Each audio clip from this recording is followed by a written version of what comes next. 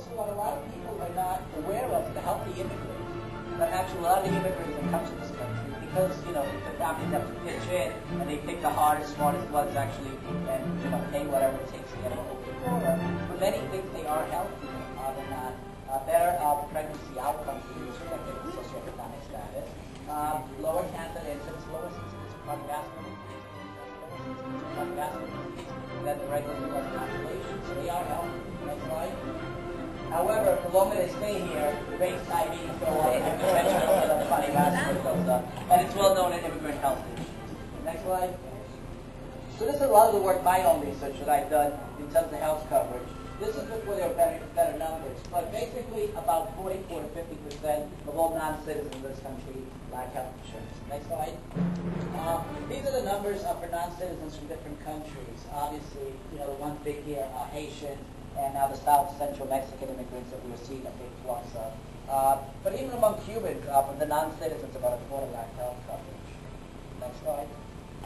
The longer you stay, you know, the better chances are you have health insurance. But if you look at non-citizens, even those that have been here over 15 years, about 35% still lack coverage.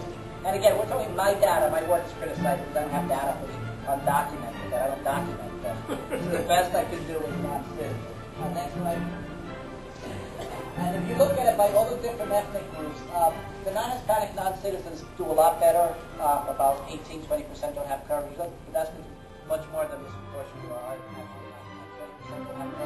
That's much more than this proportion we are actually naturalized residents. But among Latinos, about 50%. Next slide. This is a paper we did 2 years ago, basically showing that during the Clinton years, the boom times, during a positive economy, the actual group that went up in terms of lacking health coverage was non-citizens. And next slide. And then during the Bush era, we followed it for a couple more years after this. Then with the downing of the economy that happened in the early 2000s, but they were, again, by far the most disproportionately affected. So even in boom times, they were the one group that did bad. During the bad times, everyone, you know, kind of did bad, but for immigrants, it was much more disproportionate for non-citizens. Next slide.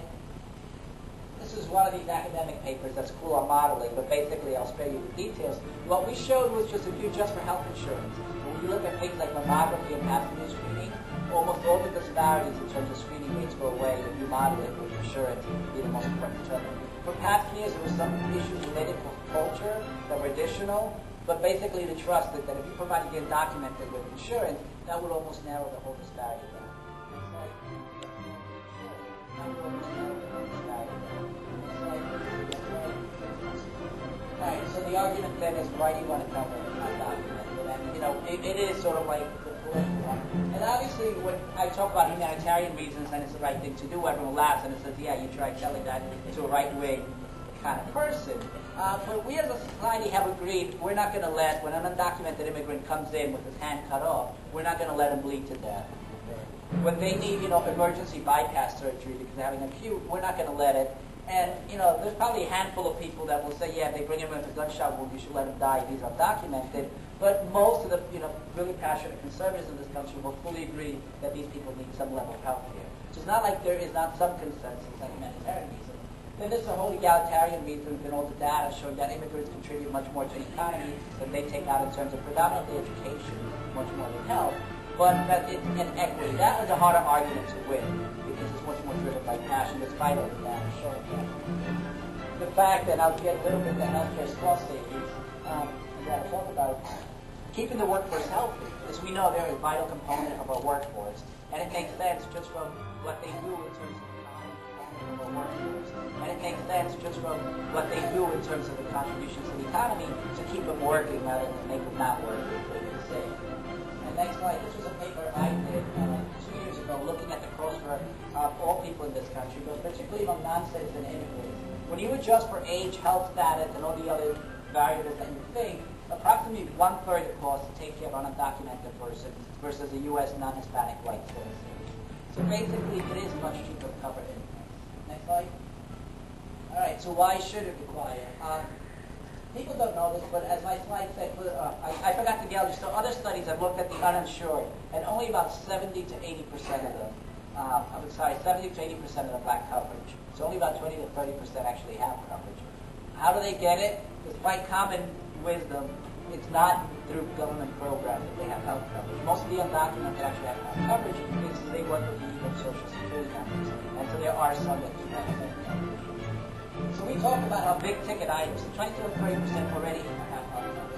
Big ticket items are already covered in a very stupid way. So if you bring a diabetic whose gangrene is setting in, we'll gladly chop it off. We just won't take care. If you bring a diabetic whose gangrene is setting in, we'll gladly chop it off. We just won't take care to prevent it by controlling the diabetes. If somebody needs bypass surgery, we'll be glad to provide it on an emergency basis, but we won't actually pay to control their blood pressure and their cholesterol to prevent it. Providers. Doctors are always going to be underpaid. So this is what we have, the Jackson tax, for example. We have all these other local things. Where I come from, our hospital used to get about $60 billion a year. It was a whole healthcare system to support care of the uninsured, many of which were undocumented. Federally, it's estimated about $120 to $160 billion to maintain the safety net. So this is money we're already putting to take care of the undocumented. It's not there. And something which is more applicable to certain health reform things, but trying to keep the uninsured or the undocumented from healthcare will actually cost us some money. And this is next slide.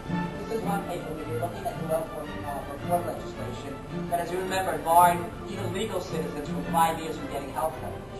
A lot of us were really angry, really complained. But actually, when you modeled it, many of the states like New York and California, and I think Florida did it for the S chip, I forgot about the Medicaid, but a lot of states actually covered Florida did it for the S chip, I forgot about the Medicaid. But a lot of states actually covered a lot of reasons they don't need money. So when you looked at it, it was only about 240,000 adults and children nationally that were actually barred by the law. What the law did do was force the states to pay for it rather than federally. It wasn't too hard. And the question is, was it worth the effort? Next slide. All right. So why will health reform not include the undocumented? We have politicians in the room, but basically, a lot of people won't listen to common sense. Every study has been done. Maybe 1% at most of the undocumented come here for healthcare services. But every healthcare worker has an anecdote. Oh, if you go to my emergency room, just last week we saw so-and-so. These same people have an undocumented nanny taking care of their kids. They eat in restaurants where obviously the older people that do the washing. They have their landscapers being documented. Yet in their mind, the undocumented only come for healthcare services. And despite all of that, the positive economic contributions, they confirm that they're all freeloaders here to take my money away. And there's nothing you can do about that. You can have all of that in the world. And this is actually one third point, that people actually gladly pay to screw people that don't look like them. Yeah. And this is really it. I mean, as the immigration rates have shown, it's costly rate. And this is really it. I mean, as the immigration rates have shown, it's costly rate, devastating, and a lot of these big companies are out the rate. The local economy has really been devastated when these happen, yet they continue doing them despite all the negative local effects. Not to speak of the family effect and all the other stuff. Same thing, when a lot of these Arizona really try to ratchet down the border, close the border, well, guess what? There's nobody to pick their fruits, and suddenly we have to open the borders again.